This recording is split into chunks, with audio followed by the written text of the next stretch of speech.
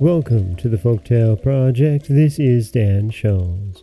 Today we have part 5 and the final chapter in the story of Prince Darling. Well, it's time to see if the prince really has changed his stripes, so to speak, of course. We've left him handing off some bread to a hungry young girl in yet another act of kindness. She soon seemed to be quite well again, and the prince, delighted to have been able to help her, was thinking of going home to the palace when he heard a great outcry, and turning round saw Celia, who was being carried against her will into the great house. For the first time the prince regretted that he was no longer the monster. Then he would have been able to rescue Celia. Now he could only bark feebly at the people who were carrying her off and try to follow them.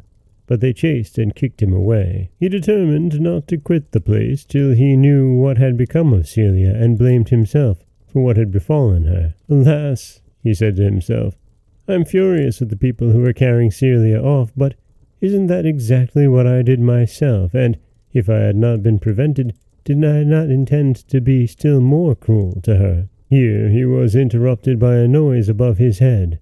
Someone was opening a window, and he saw, with delight, that it was Celia herself who came forward and threw out a plate of most delicious-looking food.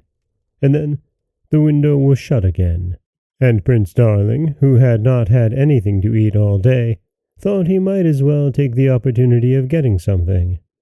He ran forward to begin, but the young girl to whom he had given his bread gave a cry of terror and took him up in her arms, saying, Don't touch it, my poor little dog.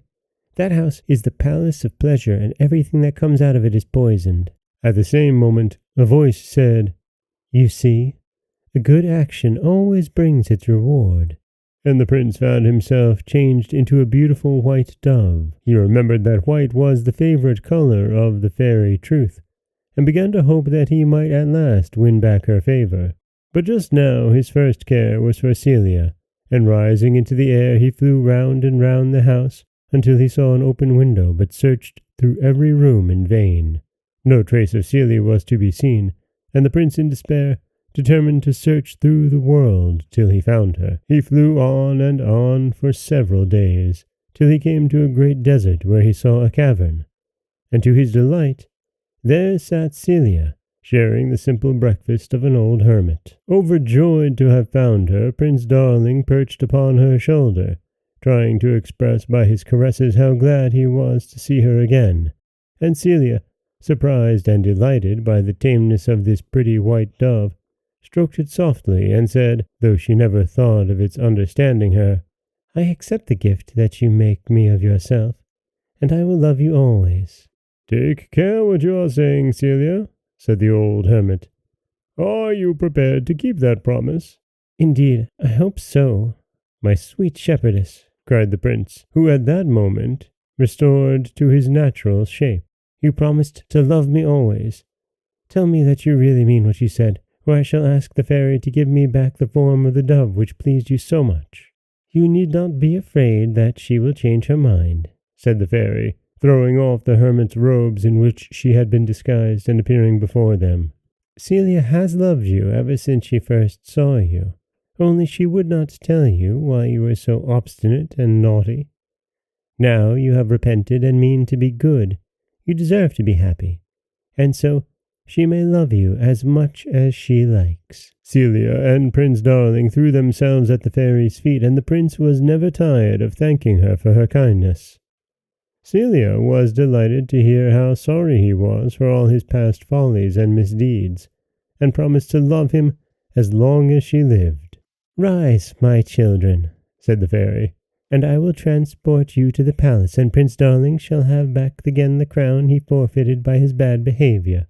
While she was speaking, they found themselves in Suleiman's hall, and his delight was great at seeing his dear master once more. He gave up the throne joyfully to the prince, and remained always the most faithful of his subjects.